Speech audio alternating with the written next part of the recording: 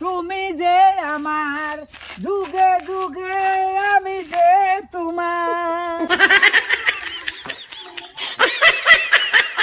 আচ্ছা ডার্লিং, আমি একটা কথা কিছুতেই বুঝতে পারছি না, তুমি আমার মতো এই বুড়ো টাকলুটাকে কেন বিয়ে করতে চাও? জান, তোমার মতো টাকলু বুড়োকে বিয়ে করার আমার একটাই কারণ, তুমি চাকরি করো। চাকরি করে অনেক টাকা জমিয়েছো। আমি পায়ের উপরে পা তুলে বসে বসে খাওয়ার জন্যই তোমাকে বিয়ে করা। আচ্ছা ডার্লিং, আমার যে আবার একটা সমস্যা রয়েছে, কিন্তু আমার অস্ত্রটাই তো কাজ করে না। তাতেও কোনো সমস্যা নেই, তুমি বাড়ির বাইরে গেলে একজনকে দিয়ে কাজ চালিয়ে নেব।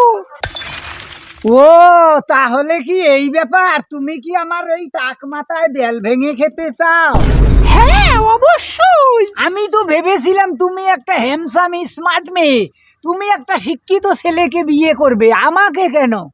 হ্যান্ডসাম শিক্ষিত ছেলে দেখে বিয়ে করলে জীবনে কষ্ট ছাড়া কিছুই পাওয়া যায় না। ওদের উপরটা ফিটফাট থাকে, ভেতরে কিচ্ছু থাকে না। বাহ, এত সহজে তুমি এই ব্যাপারটা কি করে বুঝলে? কারণ যখন আমি কলেজে পড়তাম তখন অনেক হ্যান্ডসাম ছেলেকে ভালোবেসেছি।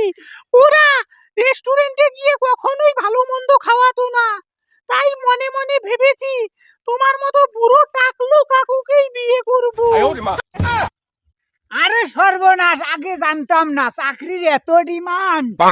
হ্যাঁ জান।